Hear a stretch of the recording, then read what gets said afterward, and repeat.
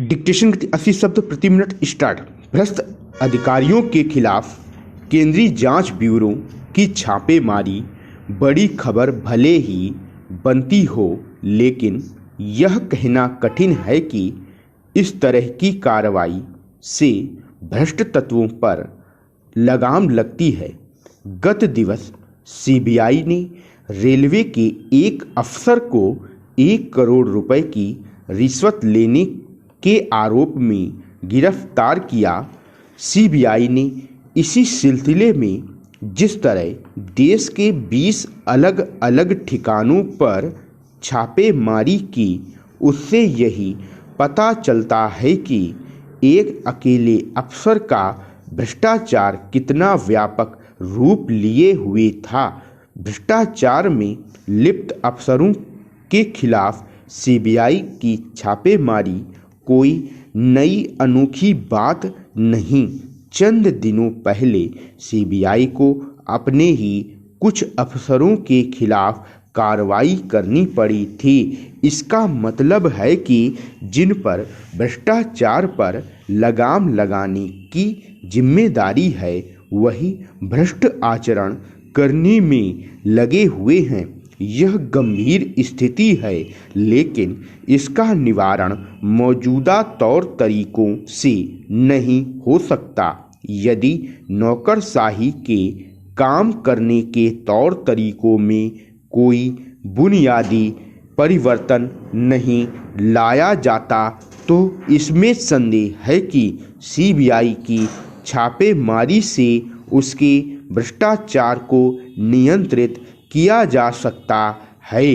भ्रष्ट अफसरों के यहाँ छापेमारी और उनकी गिरफ्तारी जैसे कदम इसलिए प्रभावी नहीं साबित हो रहे हैं क्योंकि एक तो ऐसे तत्वों में मुश्किल से ही सज़ा मिलती है और दूसरे सज़ा मिलने में इतनी देर हो जाती है कि इसकी कोई अहमियत नहीं रह जाती।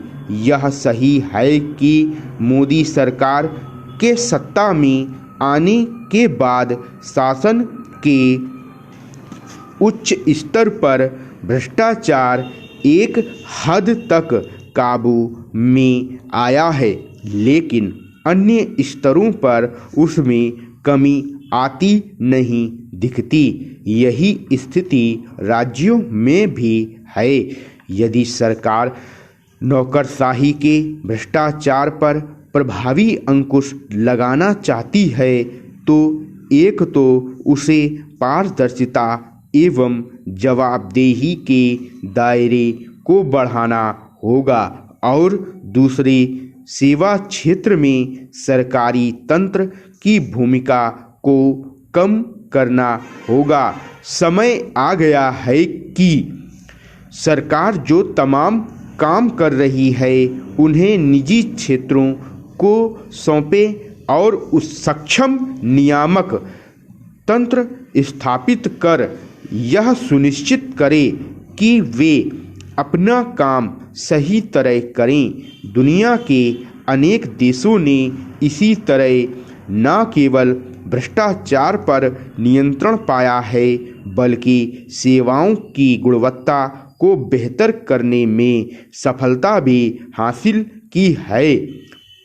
इसी रास्ते पर भारत को चलना होगा। इसकी अनदेखी नहीं की जा सकती कि संचार और उड्डयन क्षेत्र में निजी कंपनियों की भागीदारी से हालात बदले हैं। आखिर उन क्षेत्रों में निजी कंपनियों की भागीदारी क्यों नहीं हो सकती, जहां सरकार का सक्रिय रहना आवश्यक नहीं है।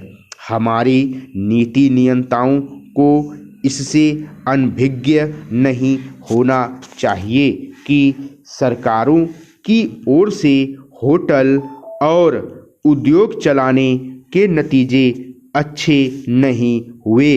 भारत के लोगों में न्यायपालिका के प्रति गहरा भरोसा है। स्टॉप।